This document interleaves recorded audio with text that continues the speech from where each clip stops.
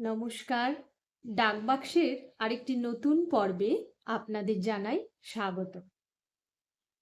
১৯১৭ সাল ১৩২৩ বঙ্গাব্দ ২৩শে জ্যৈষ্ঠ জাপানের কোবে থেকে রবীন্দ্রনাথ লিখছেন নিজের ডায়েরিতে জাপানের জীবন এবং তার চোখে দেখা জাপানি সভ্যতার যে প্রভাব তার মনে পড়েছিল সেই বিষয়গুলো তিনি ডায়েরিতে লিখে রাখছেন। আজকে সেই জাপান যাত্রী ডায়েরি একটি বিশেষ অংশ আমি আপনাদের পাঠ করে শোনাবো। আজ থাকবে ডায়েরির এই অংশের প্রথম পর্ব। ১৯১৭ সালে জাহাজে চেপে যখন রবীন্দ্রনাথ জাপানের উদ্দেশ্যে রওনা হলেন তখন তার সঙ্গে ছিল চিত্রশিল্পী মুকুল দে। এই মুকুল দে হঠাৎ রবীন্দ্রনাথকে জানতে চাইলেন দেশে থাকতে বই পড়ে ছবি দেখে জাপানকে যেরকম বিশেষভাবে নতুন বলে মনে হতো এখানে কেন তা হচ্ছে না। এই পর্বে রয়েছে এই নতুনকে নিয়েই রবীন্দ্রনাথের ব্যাখ্যা। আসুন শুরু করা যাক আজকের পর্ব। তিনি বলছেন, নতুনকে দেখতে হলে মনকে একটু বিশেষ করে বাতি জ্বালাতে হয়। পুরনোকে দেখতে হলে ভালো করে চোখ মেলতেই হয় না। সেই জন্যে নতুনকে যত শীঘ্র পারে দেখে নিয়ে মন আপনার অতিরিক্ত বাতিগুলো নিভিয়ে ফেলে, খরচ বাঁচাতে চায়, মনোযোগকে উস্কে রাখতে চায় না। রেঙ্গুন থেকে আরম্ভ করে সিঙ্গাপুর, হংকং দিয়ে আস্তে আস্তে মনের নতুন দেখার বিশেষ আয়োজনটুকু ক্রমে ক্রমে ফুরিয়ে আসে।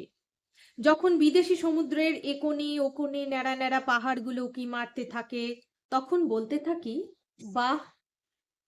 তখন মুকুল বলে, ওইখানে নেবে গিয়ে থাকতে বেশ মজা। ও মনে করে এই নতুনকে প্রথম দেখার উত্তেজনা বুঝি চিরদিনই থাকবে। এইখানেই রবীন্দ্রনাথের মনস্তত্ত্বের জোর, এখানেই তার আধুনিকতা। মনে হয় না নতুনকে দেখে তাকে ধরে রাখি, অথচ নতুন যেন সেই মুহূর্তের একটা অনুভূতি। ও মনে করে নতুনকে প্রথম দেখার উত্তেজনা বুঝি চিরদিনই থাকবে। ওখানে ওই ছোট ছোট পাহাড়গুলোর সঙ্গে গলা ধরাধরি করে সমুদ্র বুঝি চিরদিনই এই নতুন ভাষায় কানাকানি করে। যেন ওইখানে পৌঁছলে পরে সমুদ্রের চঞ্চল নীল, আকাশের শান্ত নীল আর ওই পাহাড়গুলোর ঝাপসা নীল ছাড়া আর কিছুরই দরকার নেই। তারপরে বিরল ক্রমে অবিরল হতে লাগলো।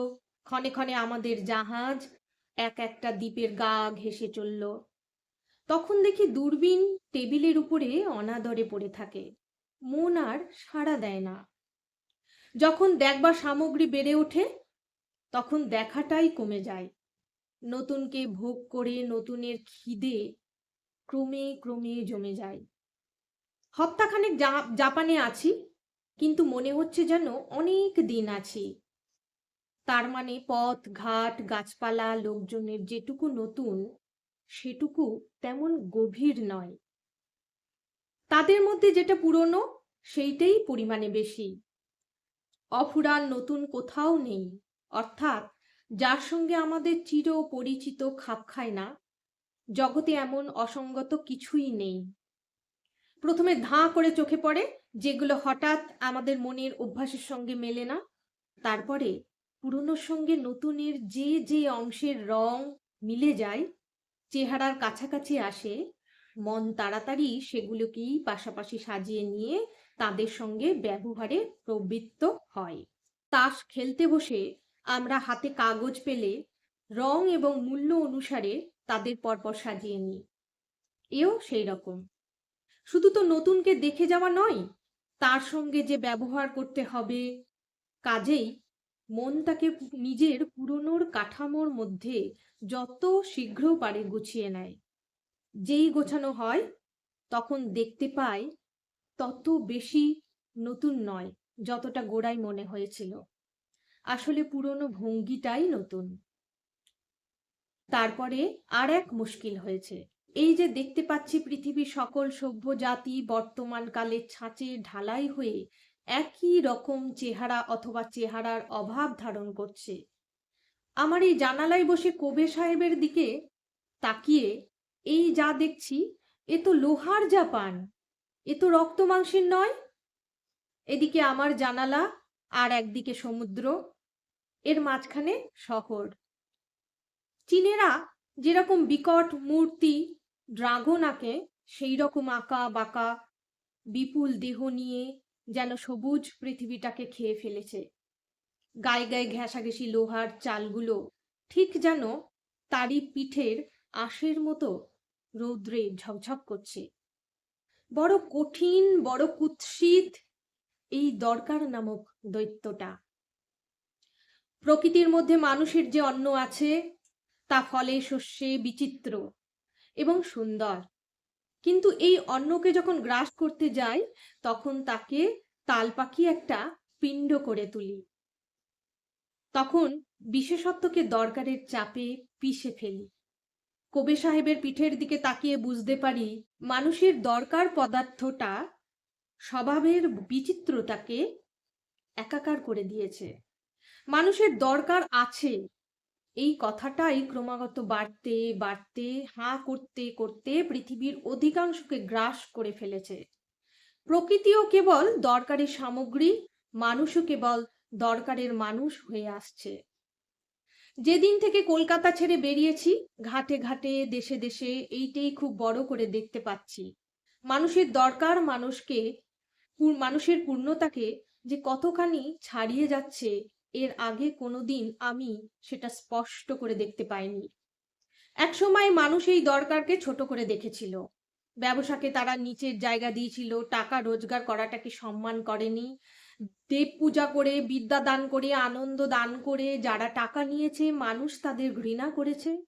কিন্তু আজ কাল জীবনযাত্রা এতই বেশি দুঃসাধ্য এবং টাকার আয়তন এত শক্তি এতই বেশি বড় হয়ে উঠেছে যে দরকার অদরকারের বাহনগুলোকে মানুষ আর ঘৃণা করতে সাহস করে না। এখন মানুষ আপনার সকল জিনিসেরই মূল্যের পরিমাণ টাকা দিয়ে বিচার করতে লজ্জা পায় না। এতে করে মানুষের সমস্ত প্রকৃতির বদল হয়ে আসছে। জীবনের লক্ষ্য এবং গৌরব অন্তর থেকে বাইরের দিকে, আনন্দ থেকে প্রয়োজনের দিকে প্রচণ্ড ঝুঁকে পড়ছে।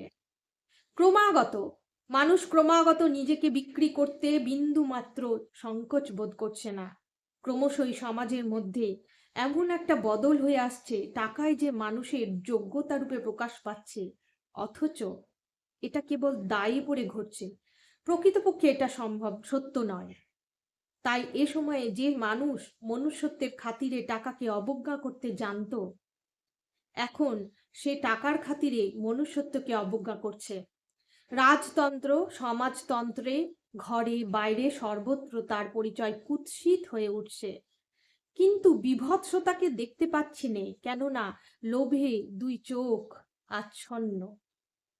জাপানি শহরের চেহারার জাপানিত্ব বিশেষ নেই।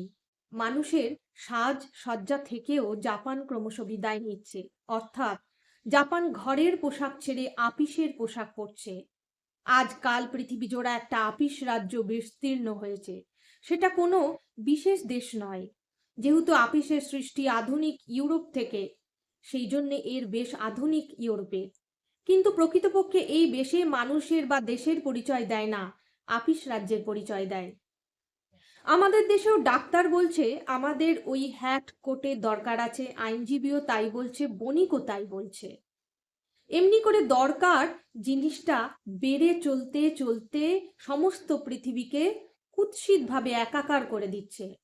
এই জন্যে জাপানের শহরের রাস্তায় বেরোলেই প্রধানত চোখে পড়ে জাপানের মেয়েরা। তখন বুঝতে পারি জাপানের ঘর, জাপানের দেশ এরা আপিসের নয়। কারো কারো কাছে শুনতে পাই জাপানের মেয়েরা এখানকার পুরুষের কাছে সম্মান পায় না। সে কথা সত্য কি মিথ্যে জানি না, কিন্তু একটা সম্মান আছে, সেটা বাইরে থেকে দেওয়া নয়, সেটা নিজের ভিতরকার। এখানকার মেয়েরাই জাপানের বেশি জাপানের মান সম্মান রক্ষার ভার নিয়েছে।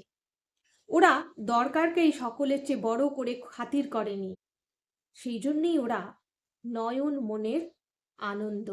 জাপান সম্পর্কে এ তো সামান্য একটু কথা এই অংশে রয়েছে, কিন্তু এই যে নতুনত্ব নিয়ে বললেন লেখক, সবাই একটু নিজের মতন করে বিচার করে দেখবেন।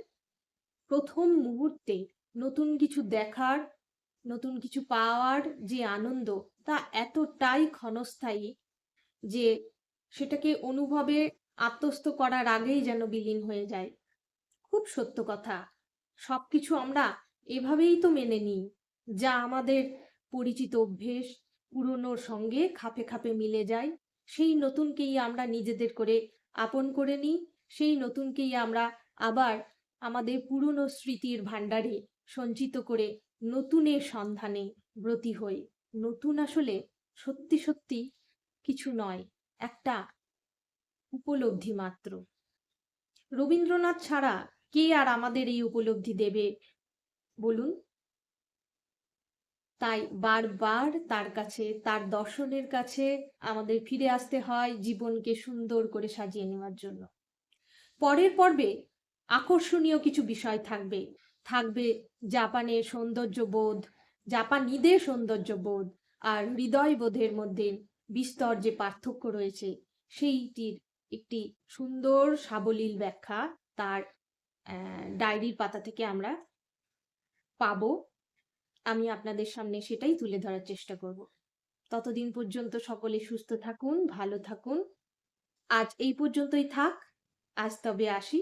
আর হ্যাঁ, ভুলবেন না কিন্তু, আপনাদের অপেক্ষায় থাকি। ছোট্ট একটা কমেন্ট, একটুখানি লাইক আমাকে অনেকখানি উৎসাহ দেয়।